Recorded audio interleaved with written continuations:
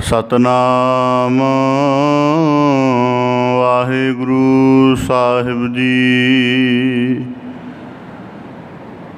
ਨਿਰਗੁਣ ਯਾਰ ਅਨਿਆ ਸੋ ਪ੍ਰਭ ਸਦਾ ਸਮਾਲ। ਜਿਨ ਕੀਆ ਤਿਸ ਚੀਤ ਰਖ, ਨਾਨਕ ਨਿਭਹੀ ਨਾਲ।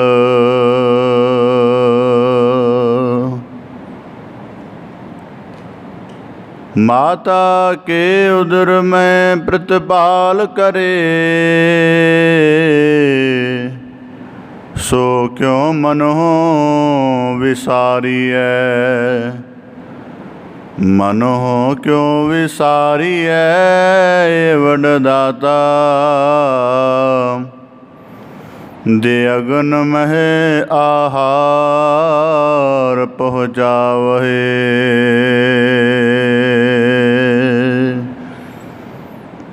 कई जन्म पय कीट पतंगा, कई जन्म गज मीन कुरंगा। कई जन्म पंखी सर्प होयो, कई जन्म हैवर बृख जोयो। मिल जगदीश मिलन की बरिया, चिरंकाल यह देह संजरिया। बेसुमार अथाह गणत तोलै, जो बुलावो त्यो नानक दास बोले। सतनाम वाहिगुरु साहिब जी। कबीर कसौटी राम की, झूठा टिकै न कोय। राम कसौटी सो सहै, जो मर जीवा होए। कबीर उजल पहरह का परे, पान सुपारी खाहे। एकस हर के नाम बिना, बादे जमपुर जाहे। कबीर बेड़ा जर्जरा, फूटे शेंक हजार। हरुए हरुए तिर गए, डूबे जिना सिर पहार। हरुए हरुए तिर गए, डूबे जिन सिर भार। वाहिगुरु जी का खालसा, वाहिगुरु जी की फतेह। धन धन सतगुरु गुरु गरीब निवाज, दीनानाथ, दीन प्रतिपालक, दीन रक्षक, दीन दर्द निवारक, दीन करुणामय सतगुरु श्री गुरु ग्रंथ साहिब जी दीन दयाल पातशाह, तिन्हां दी अपार मेहरामत है, अथाह बख्शिश है जो सतगुरु साहिब जी ने सानू सब नू अपनी मेहर भरी नदर करके अपनी पावन पवित्र हजूरी विच अपने जीवन की सब तो अमोलक साधना करन दा अवसर बख्शिश करके नवाजिश की है जी। सतगुरु की बख्शिश नूं सतगुरु की अमृतमयी बाणी के कीर्तन द्वारा ਮਾਨਣ ਦਾ, ਪ੍ਰਾਪਤ ਕਰਨ ਦਾ ਨਿਰਮਲ ਯਤਨ ਕਰ ਰਹੇ ਸਾਂ। ਸਤਿਗੁਰੂ ਕੀ ਕਿਰਪਾ ਸਦਕਾ ਗੁਰਸਿੱਖ ਦਾ ਜੀਵਨ ਜਿੱਥੇ ਕੀਰਤਨ ਦੇ ਨਾਲ ਨਾਮ ਰਸ ਦੇ ਵਿੱਚ ਪੂਰੀ ਤਰ੍ਹਾਂ ਲੀਨ ਹੋ ਜਾਂਦਾ ਹੈ, ਫਿਰ ਉਸ ਤੋਂ ਬਾਅਦ ਸ਼ਬਦ ਦੀ ਵਿਚਾਰ ਗੁਰਸਿੱਖ ਦੇ ਜੀਵਨ 'ਚ ਗਿਆਨ ਦੇ ਅਨੁਭਵ ਦੇ ਗਹਿਰੇ ਬੀਜ ਬੀਜਦੀ ਹੈ। ਅਤੇ ਜਦੋਂ ਉਹ ਗਿਆਨ ਦੇ ਬੀਜ ਗਿਆਨ ਦਾ ਰੁੱਖ ਬਣ ਕੇ ਜੀਵਨ ਵਿੱਚ ਪ੍ਰਗਟ ਹੁੰਦੇ ਹਨ, ਵਿਕਸਿਤ ਹੁੰਦੇ ਹਨ, ਤਾਂ ਮਨੁੱਖ ਦਾ ਜੀਵਨ ਗੁਰਮੁਖਾਂ ਵਰਗਾ ਹੋ ਜਾਂਦਾ ਹੈ ਕਿ ਭਾਵ ਅਥਾਹ ਰੱਬੀ ਗੁਣਾਂ ਦੀ ਮਹਿਕ ਗੁਰਸਿੱਖ ਦੇ ਜੀਵਨ ਵਿੱਚ ਆਉਣ ਲੱਗ ਪੈਂਦੀ। ਇਸ ਕਰਕੇ ਸਤਸੰਗਤ ਉਹ ਮੁਕੱਦਸ ਸਥਾਨ ਹੈ ਜਿੱਥੋਂ ਅਸੀਂ, ਜਿਵੇਂ ਕਿਸਾਨ ਖੇਤ ਹੁੰਦਾ ਉਹਦੇ ਕੋਲ, ਤਾਂ ਉਸ ਨੂੰ ਉਹ ਪਹਿਲਾਂ ਸਿੰਜਦਾ ਹੈ, ਪਹਿਲਾਂ ਪੂਰੀ ਤਰ੍ਹਾਂ ਉਹਦੇ ਅੰਦਰ ਜ਼ਮੀਨ ਦੀ ਤਹਿ ਤੱਕ ਨਮੀ ਭੇਜ ਦਿੰਦਾ ਹੈ ਪਾਣੀ ਨੂੰ ਸਿੰਜ ਕੇ। ਜਦ ਪੂਰੀ ਤਰ੍ਹਾਂ ਖੇਤ ਸਿੰਜਿਆ ਜਾਂਦਾ, ਨਮੀਦਾਰ ਹੋ ਜਾਂਦਾ, ਵੱਤਰ ਦੇ ਅਨੁਸਾਰ ਹੋ ਜਾਂਦਾ ਹੈ, ਤਾਂ ਫਿਰ ਉਹਦੇ ਵਿੱਚ ਬੀਜ ਬੀਜਦਾ ਹੈ ਬੜਾ ਗਹਿਰਾ, ਤਾਂ ਫਿਰ ਉਹਦੀ ਸੰਭਾਲ ਕਰਦਾ ਅਤੇ ਫਿਰ ਉਹਨੂੰ ਆਖਰ ਜਾ ਕੇ ਫਸਲ ਦਾ ਸਿਖਰਲਾ ਫਲ ਪ੍ਰਾਪਤ ਹੁੰਦਾ ਹੈ। ਅਤੇ ਗੁਰਸਿੱਖ ਦਾ, ਕਿਉਂਕਿ ਗਿਆਨ ਦਾ ਬੀਜ ਰੋਜ਼ਾਨਾ ਬੀਜਣਾ ਔਰ ਵਿਚਾਰ ਦੁਆਰਾ ਇਹਨੂੰ ਪਾਣੀ ਦੇਣਾ, ਕੀਰਤਨ ਦੁਆਰਾ ਸਾਧਨਾ ਦੀ ਭਾਵਨਾ ਨੂੰ ਦ੍ਰਿੜ ਕਰਨਾ, ਇਹ ਬੜੇ ਜ਼ਰੂਰੀ ਕਰਮ ਹਨ। ਸੋ ਆਪ ਜੀ ਬੜੇ ਸੁਭਾਗਸ਼ਾਲੀ ਹੋ ਜੋ ਐਸਾ ਨਿਰਮਲ ਯਤਨ ਰੋਜ਼ਾਨਾ ਕਰਦੇ ਹੋ। ਭਗਤ ਸਿਰਮੌਰ ਭਗਤ ਕਬੀਰ ਸਾਹਿਬ ਜੀ ਦੇ ਪਾਵਨ ਲੜੀਵਾਰ ਸਲੋਕਾਂ ਦੀ ਵਿਆਖਿਆ ਨਾਲ ਆਪ ਜੀ ਨਿਹਾਲ ਹੋ ਰਹੇ ਸੀ, ਬਖਸ਼ਿਸ਼ ਨੂੰ ਮਾਨਣ ਦਾ ਯਤਨ ਕਰ ਰਹੇ ਸੀ ਜੀ। ਪਾਵਨ ਬਾਣੀ ਦੀ ਲੜੀਵਾਰ ਵਿਆਖਿਆ ਪ੍ਰਾਰੰਭ ਕਰਨ ਤੋਂ ਪਹਿਲਾਂ ਬੜੇ ਅਦਬ ਸਹਿਤ ਉਚਾਰਨ ਕਰੋ ਜੀ। ਸਤਨਾਮ ਸ੍ਰੀ ਵਾਹਿਗੁਰੂ ਸਾਹਿਬ ਜੀ।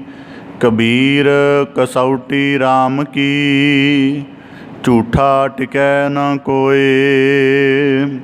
ਭਗਤ ਕਬੀਰ ਸਾਹਿਬ ਜੀ ਅੱਜ ਦੇ ਆਰੰਭਕ ਸਲੋਕਾਂ ਵਿੱਚ ਬਖਸ਼ਿਸ਼ ਕਰਦੇ ਹਨ। ਕਬੀਰ ਕਸੌਟੀ ਰਾਮ ਕੀ, ਝੂਠਾ ਟਿਕੈ ਨਾ ਕੋਏ। ਕਸੌਟੀ ਜਿਹੜੇ ਹੀਰੇ ਜਵਾਹਰਾਤ ਦੀ ਪਰਖ ਕਰਨ ਵਾਲੇ, ਉਸ ਦੀ ਸ਼ੁੱਧਤਾ ਨੂੰ ਨਿਰਧਾਰਿਤ ਕਰਨ ਵਾਲੇ ਜਾਂ ਜਾਂਚਣ ਵਾਲੇ ਜਿਹੜੇ ਜੌਹਰੀ ਹਨ, ਉਹਨਾਂ ਦੇ ਪਾਸ ਇੱਕ ਉੱਤਮ ਧਾਤ ਦਾ ਇੱਕ ਪੱਥਰ ਜਿਹਾ ਹੁੰਦਾ ਹੈ, ਜਿਹਦੇ ਨਾਲ ਉਹ ਚੀਜ਼ਾਂ ਨੂੰ, ਜਿਹੜੀ ਸੋਨੇ ਆਦਿਕ ਦੀਆਂ ਹੁੰਦੀਆਂ ਨੇ, ਉਹਨਾਂ ਨੂੰ ਘਸਾ ਕੇ ਉਹਨਾਂ ਦੀ ਸ਼ੁੱਧਤਾ, ਉਹਨਾਂ ਦੀ ਮਿਲਾਵਟ ਆਦਿਕ ਪਰਖਦੇ ਹਨ। ਤਾਂ ਭਗਤ ਕਬੀਰ ਸਾਹਿਬ ਜੀ ਕਸੌਟੀ ਦੇ ਪ੍ਰਮਾਣ ਦੇ ਨਾਲ ਸਮਝਾਉਂਦੇ ਹਨ, ਕਸੌਟੀ ਰਾਮ ਕੀ। ਇੱਕ ਸੁਨਿਆਰ ਦੇ ਕੋਲ ਹੈ ਅਤੇ ਕੋਈ ਉਹਦੇ ਕੋਲੋਂ ਸੋਨੇ ਦੇ ਨਾਮ 'ਤੇ ਪਿੱਤਲ ਨਹੀਂ ਵੇਚ ਸਕਦਾ। ਸੁਨਿਆਰੇ ਨੂੰ ਕਦੀ ਗੁੰਮਰਾਹ ਨਹੀਂ ਕੀਤਾ ਜਾ ਸਕਦਾ ਕਿ ਚਮਕਦਾ ਪਿੱਤਲ ਦੇ ਕੇ ਉਹਨੂੰ ਕਹੀਏ ਕਿ ਸੋਨਾ ਹੈ। ਇਸੇ ਪ੍ਰਕਾਰ ਭਗਤ ਕਬੀਰ ਸਾਹਿਬ ਜੀ ਕਹਿੰਦੇ, ਅਗਰ ਇੱਕ ਸੁਨਿਆਰ ਨੂੰ ਉਹਦੇ ਕੋਲੋਂ ਕਸੌਟੀ ਹੋਣ ਕਰਕੇ ਝੂਠੀ ਵਸਤ, ਅਸ਼ੁੱਧ ਵਸਤ ਨਹੀਂ ਵੇਚੀ ਜਾ ਸਕਦੀ ਜਾਂ ਨਹੀਂ ਦਿੱਤੀ ਜਾ ਸਕਦੀ, ਇਸੇ ਪ੍ਰਕਾਰ ਅਕਾਲ ਪੁਰਖ ਦੀ ਪ੍ਰੀਤ ਦੇ ਮਾਰਗ 'ਤੇ ਜਿਹੜਾ ਭਗਤ ਰੂਪ ਹੋ ਕੇ, ਸੰਤ ਰੂਪ ਹੋ ਕੇ ਚੱਲਿਆ ਹੈ, ਉੱਥੇ ਜਿਹੜੇ ਝੂਠੇ ਹਨ ਕਿ ਜਿਨ੍ਹਾਂ ਨੇ ਕੇਵਲ ਦਿਖਾਵੇ ਰੂਪ ਵਿੱਚ ਧਾਰਨ ਕੀਤਾ ਹੈ ਆਪਣੇ ਜੀਵਨ ਦਾ ਸਾਰਾ ਸਿਲਸਿਲਾ, ਕਹਿੰਦੇ ਚੱਲ ਤਾਂ ਪੈਂਦੇ ਹਨ, ਸ਼ਬਦ ਵਰਤਿਆ ਹੈ ਟਿਕੈ ਨਾ ਕੋਏ। ਚੱਲ ਪੈਂਦੇ ਹਨ ਜਦੋਂ ਤੱਕ ਚੱਲਦੇ ਜਾਂਦੇ ਹਨ, ਜਿੱਦਣ ਕਸੌਟੀ ਰੂਪ ਕੋਈ ਪ੍ਰੀਖਿਆ ਪੈਂਦੀ ਹੈ ਫਿਰ ਟਿਕਿਆ ਨਹੀਂ ਜਾਂਦਾ। ਅਤੇ ਕਹਿੰਦੇ ਫਿਰ ਉਸ ਪਰਮੇਸ਼ਰ ਦੇ ਹੁਕਮ ਰੂਪ ਕਸੌਟੀ ਉੱਪਰ, ਭਾਣੇ ਰੂਪ ਕਸੌਟੀ ਉੱਪਰ ਪ੍ਰੀਤ ਦੇ ਸਹਿਤ ਕਿਹੜਾ ਟਿਕਦਾ ਹੈ। ਭਗਤ ਕਬੀਰ ਸਾਹਿਬ ਜੀ ਕਹਿੰਦੇ, ਰਾਮ ਕਸੌਟੀ ਸੋ ਸਹੈ, ਜੋ ਮਰ ਜੀਵਾ ਹੋਏ। ਜਿਹੜਾ ਜਿਉਂਦਿਆਂ ਮਰਿਆਂ ਸਮਾਨ ਹੈ, ਭਾਵ ਕਿ ਆਪਣੀ ਹਉਮੈ ਗਤ ਹੋਂਦ ਨੂੰ ਬਿਲਕੁਲ ਛੱਡ ਚੁੱਕਾ ਹੈ, ਉਹ ਉਸ ਕਸੌਟੀ ਦੇ ਉੱਪਰ ਟਿਕਦਾ ਹੈ। ਹੁਣ ਇਸ ਵਾਕ ਨੂੰ, ਇਸ ਸ਼ਲੋਕ ਨੂੰ ਗੁਰੂ ਕਿਰਪਾ ਸਦਕਾ ਵਿਚਾਰਨ ਦਾ, ਸਮਝਣ ਦਾ ਯਤਨ ਕਰੀਏ। ਭਗਤ ਕਬੀਰ ਸਾਹਿਬ ਜੀ ਨੇ ਸ਼ਬਦ ਵਰਤਿਆ ਕਸੌਟੀ ਰਾਮ ਕੀ। ਸੰਸਾਰ ਦੇ ਵਿੱਚ ਹਰੇਕ ਵਸਤ ਉਹਦੇ ਰੂਪ ਕਰਕੇ ਪ੍ਰਚਲਿਤ ਹੈ, ਪਰ ਉਹਦੇ ਗੁਣਾਂ ਕਰਕੇ ਪ੍ਰਚਲਿਤ ਨਹੀਂ ਹੈ। ਚਮਕ ਸੋਨੇ ਦੇ ਅੰਦਰ ਵੀ ਹੈ ਅਤੇ ਚਮਕ ਜਿਹੜੀ ਹੈ ਚਮਕਦੇ ਹੋਏ ਪਿੱਤਲ ਦੇ ਅੰਦਰ ਵੀ ਹੈ। ਚਮਕ ਕਰਕੇ ਕਈ ਵਾਰ ਦੋਵੇਂ ਇੱਕੋ ਜਿਹੇ ਭਾਸਦੇ ਹਨ, ਰੂਪ ਕਰਕੇ ਵੀ ਇੱਕੋ ਜਿਹੇ ਭਾਸਦੇ ਹਨ, ਪਰ ਦੋਨਾਂ ਦੀ ਜਿਹੜੀ ਅੰਦਰੂਨੀ ਗੁਣਵੱਤਾ ਹੈ ਉਹਦੇ ਵਿੱਚ ਫਰਕ ਹੈ। ਪਿੱਤਲ ਸਮਾਂ ਪਾ ਕੇ ਆਪਣਾ ਜਿਹੜਾ ਰੂਪ ਹੈ ਉਹਦਾ ਚਮਕਦਾਰ ਥਿਰ ਨਹੀਂ ਰਹਿੰਦਾ ਅਤੇ ਉਹਦੇ ਅੰਦਰਲੀ ਜਿਹੜੀ ਕਾਲਖ ਦਾ ਗੁਣ ਹੈ ਹੌਲੀ ਹੌਲੀ ਬਾਹਰ ਆਉਣਾ ਸ਼ੁਰੂ ਹੋ ਜਾਂਦਾ ਹੈ। ਸੋਨੇ ਦੀ ਜਿਹੜੀ ਸ਼ੁੱਧਤਾ ਹੈ ਉਹ ਕਈ ਸਾਲਾਂ ਬਾਅਦ ਬਾਹਰੀ ਪ੍ਰਭਾਵਾਂ ਕਰਕੇ ਭਾਵੇਂ ਥੋੜ੍ਹੀ ਬਹੁਤੀ ਮੈਲੀ ਹੋ ਜਾਏ, ਪਰ ਅੰਦਰੂਨੀ ਗੁਣਵੱਤਾ ਉਹਦੀ ਜਿਹੜੀ ਹੈ ਉਹ ਸ਼ੁੱਧ ਬਣੀ ਰਹਿੰਦੀ ਹੈ, ਚਮਕਦਾਰ ਬਣੀ ਰਹਿੰਦੀ ਹੈ। ਤਾਂ ਇਸੇ ਪ੍ਰਕਾਰ ਇੱਕ ਹੀਰੇ ਦੀ ਵੀ ਚਮਕ ਹੈ, ਤਾਂ ਜਿਹੜੇ ਕ੍ਰਿਸਟਲ ਜੇ ਮਿਲਦੇ ਹਨ ਉਹਨਾਂ ਦੀ ਵੀ ਬੜੀ ਚਮਕ ਹੈ, ਪਰ ਜਦੋਂ ਹੀਰੇ ਦੀ ਜਿਹੜੀ ਗੁਣਵੱਤਾ ਹੈ ਉਹ ਜ਼ਿਆਦਾ ਵਡੇਰੀ ਹੈ ਅਤੇ ਜਿਹੜਾ ਕ੍ਰਿਸਟਲ ਚਮਕਦਾਰ ਦੇ ਹੁੰਦੇ ਨੇ ਬਲੌਰ ਆਦਿਕ, ਉਹਨਾਂ ਦਾ ਜਦੋਂ ਤੋੜਿਆ ਜਾਂਦਾ, ਦੇਖਿਆ ਜਾਂਦਾ, ਪਤਾ ਲੱਗ ਜਾਂਦਾ। ਤਾਂ ਇਸੇ ਪ੍ਰਕਾਰ ਦੁਨੀਆਦਾਰੀ ਦੇ ਵਿੱਚ ਵੀ ਅਸੀਂ ਨਹੀਂ ਭਰਮਦੇ। ਜੇ ਦੁਨੀਆਦਾਰੀ ਦੇ ਵਿੱਚ ਕਿਸੇ ਸੁਨਿਆਰ ਨੂੰ ਗੁੰਮਰਾਹ ਨਹੀਂ ਕੀਤਾ ਜਾ ਸਕਦਾ ਪਿੱਤਲ ਦੇ ਕੇ ਜਾਂ ਕੁਝ ਕੱਚ ਦੇ ਕ੍ਰਿਸਟਲ ਆਦਿਕ ਦੇ ਕੇ ਕਿ ਇਹ ਹੀਰੇ ਜਾਂ ਸੋਨਾ ਹੈ, ਤਾਂ ਭਗਤ ਕਬੀਰ ਸਾਹਿਬ ਜੀ ਬਖਸ਼ਿਸ਼ ਕਰਦੇ ਹਨ ਕਿ ਇਹੀ ਵਿਧਾਨ ਪਰਮੇਸ਼ਰ ਦੇ ਅਕਾਲ ਪੁਰਖ ਦੀ ਪ੍ਰੀਤ ਦੇ ਮਾਰਗ 'ਤੇ ਵੀ ਚੱਲਦਾ ਹੈ। ਜੇ ਦੁਨੀਆਦਾਰੀ ਵਿੱਚ ਤੁਹਾਡੀ ਨਕਲੀ ਵਸਤ ਨਹੀਂ ਚੱਲ ਸਕਦੀ, ਤਾਂ ਅਕਾਲ ਪੁਰਖ ਦੀ ਪ੍ਰੀਤ ਦਾ ਮਾਰਗ ਜਿਹੜਾ ਭਾਣੇ ਦੇ ਸਹਿਤ ਹੈ, ਹੁਕਮ ਦੀ ਸੂਝ ਵਾਲਾ ਹੈ, ਬੰਦਗੀ ਦੇ ਵਿੱਚ ਟਲਿਆ ਹੋਇਆ ਹੈ, ਪ੍ਰੀਤ ਦੇ ਸਹਿਤ ਹੈ, ਕਹਿੰਦੇ ਉੱਥੇ ਝੂਠੇ ਨਿਸ਼ਾਨਾਂ ਦਾ ਕੋਈ ਕੰਮ ਨਹੀਂ। ਹੁਣ ਐਸਾ ਹੈ ਕਿ ਇਹ ਸ਼ਲੋਕ ਭਗਤ ਕਬੀਰ ਸਾਹਿਬ ਜੀ ਨੇ ਉਚਾਰਨ ਕੀਤਾ ਤਾਂ ਯਕੀਨਨ ਜਦੋਂ ਭਗਤ ਕਬੀਰ ਸਾਹਿਬ ਦੀ ਆਪਣੇ ਦੇਹਾ ਸਰੂਪ ਕਰਕੇ ਕਾਸ਼ੀ ਵਿਖੇ ਵਿਚਰਦੇ ਸਨ, ਬਹੁਤ ਲੋਕ ਐਸੇ ਉਹਨਾਂ ਦੇ ਸੰਪਰਕ ਵਿੱਚ ਆਉਂਦੇ ਹੋਣਗੇ ਜਿਨ੍ਹਾਂ ਨੇ ਆਪਣਾ ਨਾਮ ਪੰਡਿਤ ਰਖਵਾਇਆ ਹੈ ਪਰ ਆਪਣੇ ਆਤਮ ਸਰੂਪ ਨੂੰ ਨਹੀਂ ਜਾਣਦੇ।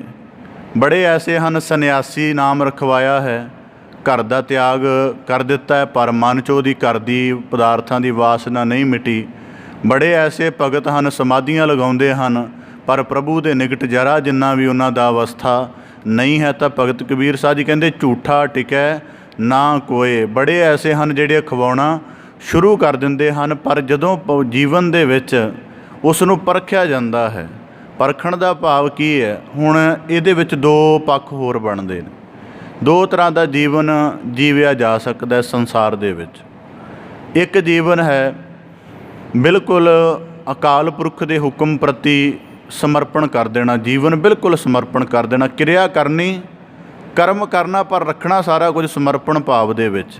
ਅਤੇ ਇੱਕ ਦੂਜਾ ਜੀਵਨ ਹੈ ਕਿ ਸਾਰਾ ਕੁਝ ਆਪਣੀ ਮੈਂ ਦੇ ਉੱਪਰ ਕੇਂਦਰਿਤ ਰੱਖਣਾ ਕਿ ਮੇਰੇ ਦੁਆਰਾ ਕੀਤਾ ਇਸ ਤਰ੍ਹਾਂ ਦਾ।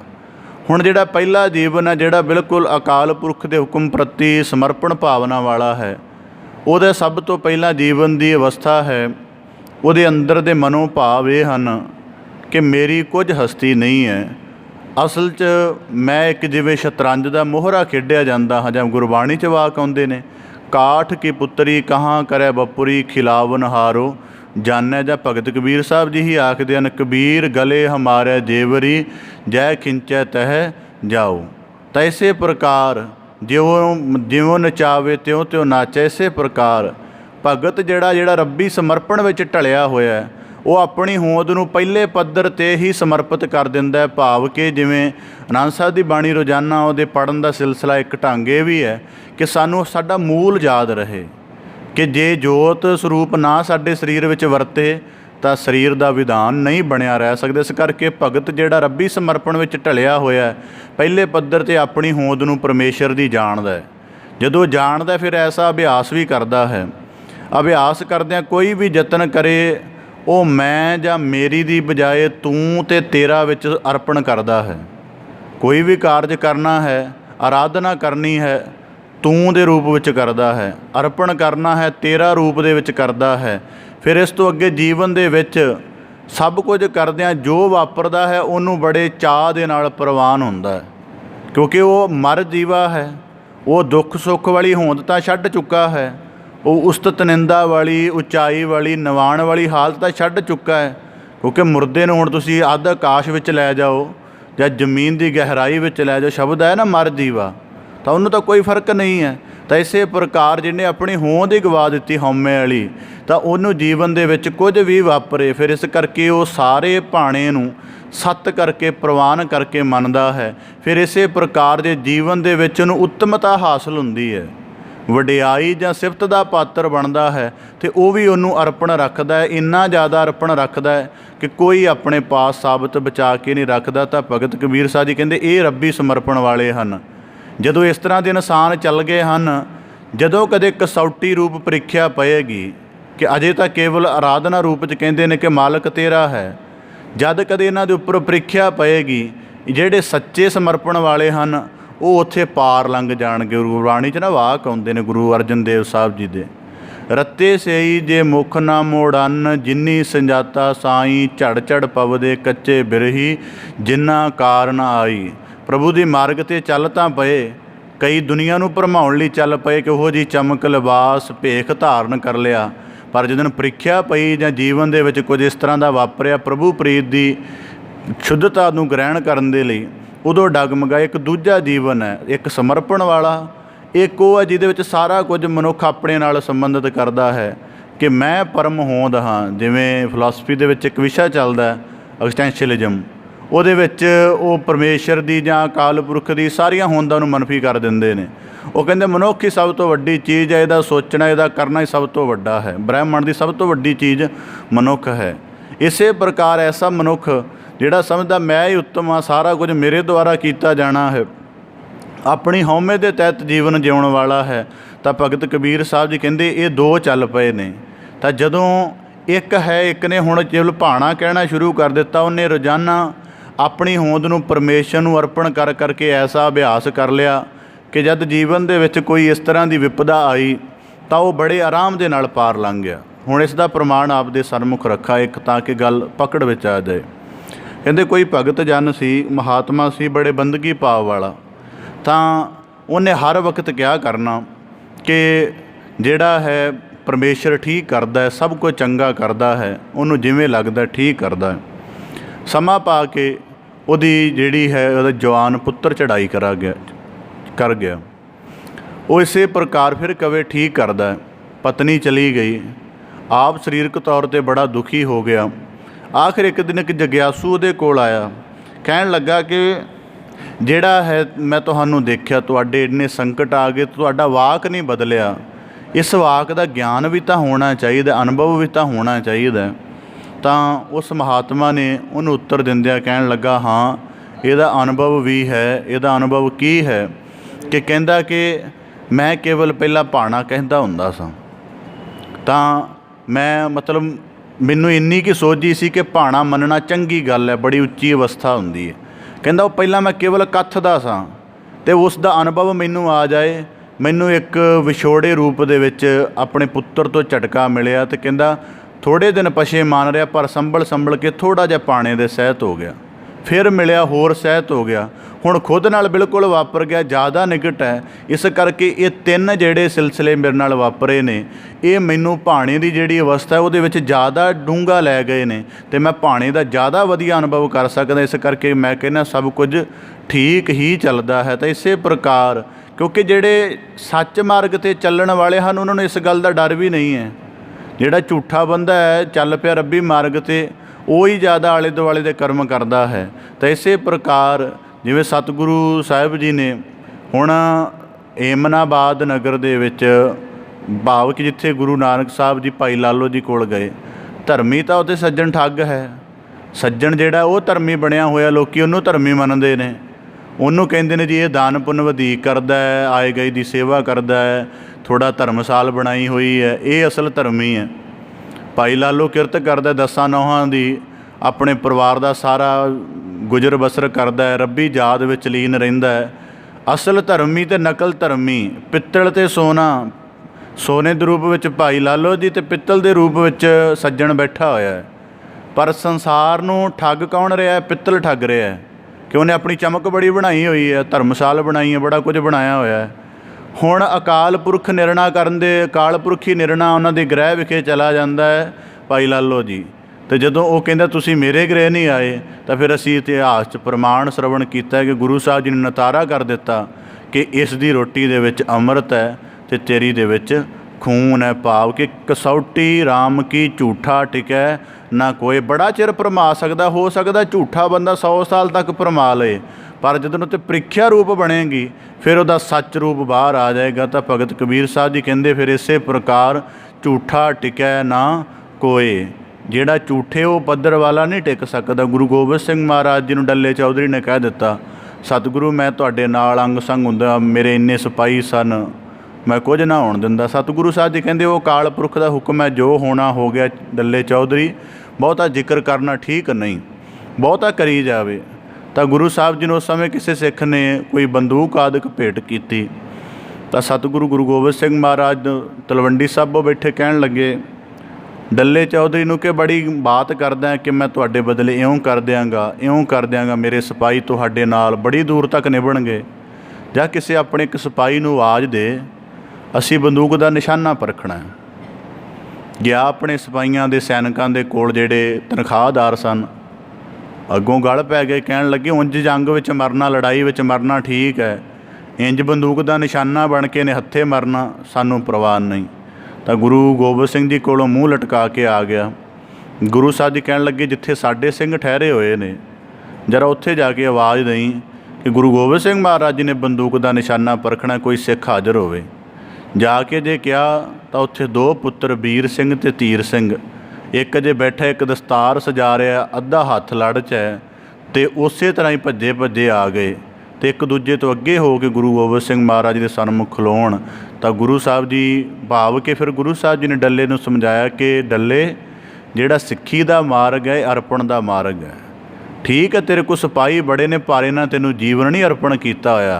जिन्हां ने मैनूं जीवन अर्पण किया है, मेरी एक आवाज़ ते अपना सीस भेंट करन लई तुर पए हन। इस करके झूठा टिकै ना कोई नहीं टिक सकदा उस मार्ग ते। और दूजी गल जे इहदा असीं अपने आम जीवन के अनुसार अनुभव समझना होवे, असीं सारे सिख रूप दे विच गुरु ग्रंथ साहब महाराज जी दे चरनां नाल जुड़े हां।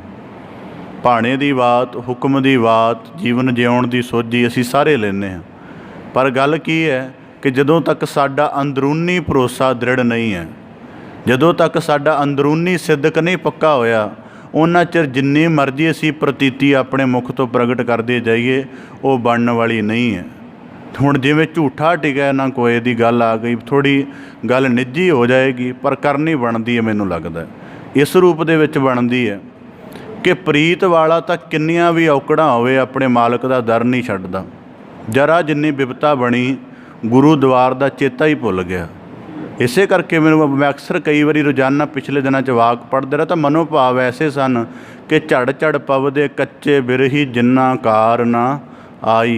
कच्चे नूं कादी सार है, जिहड़ा पक्का है उन्होंने पता है कि अपने मूल नाल जुड़े रहने का की मतलब है। जिहड़ा कच्चा है उन्होंने जिथे मर्जी जिथों मर्जी तोड़ के जिवें मर्जी लगा दिओ। तो इसे प्रकार एक गुरबाणी च एक वाक आउंदा भगत कबीर साहब जी का, कि भगत कबीर साहब जी फरमाउंदे हन कि लागी प्रीत सुजान स्यों बरजै लोग अजान, तां स्यों टूटी क्यों बने जा को काम दीवान। भाव कि जिहदे नाल जां इसे प्रकार वाक आउंदे ने बलहारी इस प्रीत को जिह जात बरन कुल जाए, कि जिहदी प्रीत दे हुण असी इसे समर्पण का एक ढंग गुरबाणी च होर श्रवण करते हाँ। जाओ तो प्रेम खेलन का चाओ सिर धर तली गली मेरी आओ, कि जे गुरु दे नाल प्रीत का सिलसिला शुरू कर ही लिया तो फिर दुनिया दीयां मिणतियां माप तोल क्यों बंदा नाल रख रहा है। आसा दी वार च रोज़ाना तो पढ़ते हैं, आस किह ना आखिए जे लेखै वरतै सोए। जो गिणती विच पै रहा कि घर सुरक्षित है, गुरु घर जाके असुरक्षित हाँ, तो फिर इहो जी गिणती मिणती प्रीत नूं किवें हुलारा देगी। गुरु गोबिंद सिंह महाराज जी ने चमकदी शमशीर बाहर कड्ढी तो कहा सीस भेंट करो। किसे जिन्नियां ने पंज प्यारे साहिबाना ने भेंट की, किसी ने विचार नहीं किया। असी जिहड़े बेप्रतीत वाले इस गल दे विच अज तक झगड़ते हैं जी वो सीस गुरु साहब ने जुदा कीते कि नहीं कीते। मसला तो यह है कि जदों एक आवाज़ पई, जिहड़ा बंदे ने प्रण करके गुरु सामने हाज़र हो गया, अगे गुरु की कौतक वरताउंदा है। गुरु साहिबान की जिहड़ी है सुरत की मौज है, साडा संसारियां दा उहदे विच काहदा दखल होना चाहिए। तो भगत कबीर साहब जी कहते झूठा टिकै ना कोई नहीं टिक सकदा। उंज भाणे दी कार बड़े कहण वाले हैं। भाई भखारी जी की आप जी ने सारे ने गल सुनी है, तो गुरु साहब जी ने भेज के दिखा दिता उत्थे सिख नूं कि देख लै इहदे घर एक दिन पहला आनंद कारज है, तो उहदे विच कोई बहुता खीवा नहीं हो रहा। अगले दिन इनू पता है कि इसकी मृत्यु हो जानी है, तो वो करके बहुता गमगीन नहीं हो रहा, क्योंकि ये केवल भाणा कहता नहीं, ये भाणे दे विच टल गया है। तो इस करके उन्होंने सिर धर मन के शुकराना करता है। इस करके ना भगती रूप वाह कहे जाते हैं कि जिहड़े मनुख ने भाणे दे सहित होना ना, प्रभु नूं पाउणा है, वो भाणे दा लिबास पाए, ਤਾਂ ਇਸੇ ਪ੍ਰਕਾਰ ਨਿਮਰਤਾ ਦਾ ਆਸਣ ਵਿਛਾਏ ਅਤੇ ਆਪਣੇ ਗਲੇ ਦੇ ਵਿੱਚ ਜਿਹੜੇ ਗਹਿਣੇ ਹਨ ਉਹ ਸੱਤ ਕਰਕੇ ਮੰਨਣ ਦੇ ਪਾਵੇ, ਤਾਂ ਉਹਦਾ ਜੀਵਨ ਸ਼ੋਭਿਤ ਹੁੰਦਾ। ਤਾਂ ਭਗਤ ਕਬੀਰ ਸਾਹਿਬ ਜੀ ਕਹਿੰਦੇ ਰਾਮ ਕਸੌਟੀ ਸੋ ਸਹੈ ਜੋ ਮਰ ਜੀਵਾ ਹੋਏ। ਜਿਹੜਾ ਜਿਉਂਦਿਆਂ ਮੋਇਆ ਸਮਾਨ ਹੋ ਗਏ ਹਨ, ਉਹ ਉਹਦੀ ਹਰ ਇੱਕ ਰਜਾ ਨੂੰ ਸੱਤ ਕਰਕੇ ਜਿਉਂਦੇ ਮੰਨਦੇ ਹਨ, ਔਰ ਇਹ ਵੱਡਾ ਜੀਵਨ ਹੈ। ਧੰਨ ਸਤਿਗੁਰੂ ਗੁਰੂ ਗੋਬਿੰਦ ਸਿੰਘ ਮਹਾਰਾਜ ਜੀ ਦੇ ਗੁਰੂ ਸਾਹਿਬਾਨਾਂ ਦੇ ਮੈਨੂੰ ਕਿਸੇ ਦਿਨ ਪ੍ਰੋਫੈਸਰ ਪੂਰਨ ਸਿੰਘ ਜੀ ਨੂੰ ਪੜ੍ਹ ਰਿਹਾ ਸੀ, ਉਹਨਾਂ ਨੇ ਇੱਕ ਬੜਾ ਕਮਾਲ ਦਾ ਨੁਕਤਾ ਕਿਹਾ। ਕਹਿੰਦੇ ਅਕਸਰ ਲੋਕ ਪੁੱਛਦੇ ਨੇ ਕਿ ਗੁਰਸਿੱਖੀ ਦੀ ਪ੍ਰੇਰਣਾ ਜਾਂ ਗੁਰਸਿੱਖੀ ਜੀਵਨ ਦੀ ਪ੍ਰੇਰਣਾ ਕਿੱਥੋਂ ਲਈਏ, ਸਪਸ਼ਟ ਰੂਪ ਦੇ ਵਿੱਚ, ਬੜੇ ਸ਼ੁੱਧ ਰੂਪ ਦੇ ਵਿੱਚ। ਤਾਂ ਪ੍ਰੋਫੈਸਰ ਪੂਰਨ ਸਿੰਘ ਜੀ ਨੇ ਕਿਹਾ ਕਿ ਭਾਈ ਗੁਰਦਾਸ ਸਾਹਿਬ ਜੀ ਕਹਿੰਦੇ ਨੇ ਗੁਰਮੁਖ ਕਲ ਵਿੱਚ ਪ੍ਰਗਟ ਹੋਆ, ਕਿ ਗੁਰੂ ਨਾਨਕ ਸਾਹਿਬ ਕਲਯੁੱਗ ਦੇ ਵਿੱਚ ਗੁਰਮੁਖ ਸਰੂਪ ਹੋ ਕੇ ਪ੍ਰਗਟ ਹੋਏ ਹਨ। ਇਸ ਕਰਕੇ ਪ੍ਰੋਫੈਸਰ ਪੂਰਨ ਸਿੰਘ ਨੇ ਕਿਹਾ ਕਿ ਗੁਰੂ ਸਾਹਿਬਾਨਾਂ ਦਾ ਜੀਵਨ ਗੁਰੂ ਸਰੂਪ ਤੋਂ ਬਾਅਦ ਇੱਕ ਸਿੱਖ ਦੇ ਜੀਵਨ ਦੇ ਤੌਰ 'ਤੇ ਦੇਖੋ। ਇੱਕ ਸਿੱਖ ਰੂਪ ਦੇ ਵਿੱਚ ਗੁਰੂ ਸਾਹਿਬ ਅਕਾਲ ਪੁਰਖ ਪ੍ਰਤੀ ਜਾਂ ਆਪਣੇ ਪਰਮ ਸਰੂਪ ਪ੍ਰਤੀ ਕਿਵੇਂ ਦੇ ਭਾਵ ਰੱਖਦੇ ਹਨ। ਜੀਵਨ ਦਾ ਕਿੰਨਾ ਕੁਝ ਅਸੀਂ ਸੰਸਾਰੀ ਦ੍ਰਿਸ਼ਟੀਕੋਣ ਤੋਂ ਦੇਖੀਏ ਤਾਂ ਗੁਰੂ ਗੋਬਿੰਦ ਸਿੰਘ ਮਹਾਰਾਜ ਜੀ ਦਾ ਮਾਛੀਵਾੜੇ ਜਾਣ ਤੱਕ ਚਲਾ ਗਿਆ ਹੈ। ਪ੍ਰੀਤ ਦੀ ਮਾਰਗ 'ਤੇ ਚੱਲਿਆ, ਕਈ ਕਸੌਟੀਆਂ ਪਈਆਂ ਨੇ, ਉਹਦੇ ਵਿੱਚ ਪਰਿਵਾਰ ਵੀ ਅਰਪਣ ਕੀਤਾ ਹੈ, ਜ਼ਿੰਦਗੀ ਦੇ ਜਿਹੜੇ ਆਨੰਦ ਨੇ ਉਹ ਵੀ ਸਾਰੇ ਲੁਟਾਏ ਨੇ। ਬਸ ਇੱਕ ਕੀ ਕਿ ਉਹ ਸਾਰਾ ਬਣਿਆ ਰਹੇ। ਹੁਣ ਜਿਹੜੇ ਝੂਠੇ ਟਿਕੇ ਉਹ ਝੂਠੇ ਕਈ ਨਿਕਲ ਗਏ। ਜਿਹੜਾ ਸੱਚਾ ਪ੍ਰੀਤ ਦਾ ਪਾਂਦੀ ਉਹ ਲਾਹਟ ਤੱਕ ਚੱਲਦਾ ਰਿਹਾ, ਅਤੇ ਉਹ ਲਾਹਟ 'ਤੇ ਸਿਖਰ 'ਤੇ ਪਹੁੰਚ ਕੇ ਵੀ ਉਹ ਸਾਰੇ ਕੁਝ ਦੇ ਵਿੱਚ ਆਪਣੇ ਸਾਰੇ ਤਨ 'ਤੇ ਦੁੱਖਾਂ ਨੂੰ ਆਪਣੀ ਟੋਕਰੀ ਵਿੱਚ ਸਜਾ ਕੇ ਅਤੇ ਪ੍ਰੀਤ ਦਾ ਗੀਤ ਗਾ ਰਿਹਾ। ਅਤੇ ਪ੍ਰੀਤ ਦਾ ਗੀਤ ਕੀ ਗਾ ਰਿਹਾ ਗੁਰੂ ਗੋਬਿੰਦ ਸਿੰਘ ਮਹਾਰਾਜ ਕਿ ਮਿੱਤਰ ਪਿਆਰੇ ਨੂੰ ਹਾਲ ਮੁਰੀਦਾਂ ਦਾ ਕਹਿਣਾ। ਤਾਂ ਇਸੇ ਪ੍ਰਕਾਰ ਗੁਰੂ ਭਗਤ ਕਬੀਰ ਸਾਹਿਬ ਜੀ ਕਹਿੰਦੇ ਜੋ ਮਰ ਜੀਵਾ ਹੋ। ਜੇ ਗੁਰੂ ਸਾਹਿਬ ਜੀ ਦੇ ਜੀਵਨ ਨੂੰ ਸਿੱਖ ਦੇ ਨੁਕਤੇ ਤੋਂ ਦੇਖੀਏ ਤਾਂ ਤਾਂ ਹੀ ਜੀਵਨ ਦੀ ਵੱਡੀ ਪ੍ਰੇਰਣਾ ਮਿਲ ਸਕਦੀ ਹੈ। ਤਾਂ ਇਸੇ ਪ੍ਰਕਾਰ ਇਹਦੇ ਲਈ ਆਪਣੀ ਹੋਂਦ ਗਵਾਉਣੀ ਪੈਂਦੀ ਹੈ। ਆਪਣੀ ਹੋਂਦ ਕਿਵੇਂ ਗਵਾਉਣੀ ਪੈਂਦੀ ਹੈ? ਹੁਣ ਜਰਾ ਜਿੰਨਾ ਬੰਦੇ ਦੀ ਜ਼ਿੰਦਗੀ 'ਚ ਰੋਗ ਆ ਜਾਏ ਨਾ, ਯਕੀਨਨ ਹੈ ਸਰੀਰ ਹੈ, ਵੇਖੋ ਇੱਕ ਗੱਲ ਸਮਝਣ ਵਾਲੀ ਹੈ। ਮੈਂ ਕਈ ਵਾਰੀ ਦੇਖਦਾ ਕਿ ਅਸੀਂ ਦੁਨੀਆਦਾਰੀ ਦੇ ਨੁਕਤੇ ਨੂੰ ਅਧਿਆਤਮ ਦੇ ਵਿੱਚ ਹੀ ਬਦਲ ਲਈਏ ਤਾਂ ਬੜੀ ਸਮਝ ਆ ਸਕਦੀ ਹੈ। ਘਰ ਦੇ ਵਿੱਚ ਕੋਈ ਵਸਤ ਲਿਆਉਂਦੇ ਨਾ ਵਰਤਣ ਵਾਲੀ, ਕੋਈ ਮਸ਼ੀਨੀ ਵਸਤ ਆਦਿਕ, ਬਕਾਇਦਾ ਉਹਦੀ ਗਾਰੰਟੀ ਵੀ ਮਿਲਦੀ ਹੈ। ਅੱਜ ਕੱਲ੍ਹ ਤਾਂ ਸਮਾਂ ਐਡਵਾਂਸ ਹੋ ਗਿਆ, 10 ਮਿੰਟ ਦੇ ਵਿੱਚ ਉਹਦੀ ਸਰਵਿਸ ਵੀ ਮਿਲਦੀ ਹੈ ਅਗਰ ਇੱਕ ਕਾਲ ਕਰੋ ਤਾਂ। ਇੰਨਾ ਕੁਝ ਸਾਨੂੰ ਉਸ ਵਸਤ ਦਾ ਮਿਲਦਾ ਹੈ।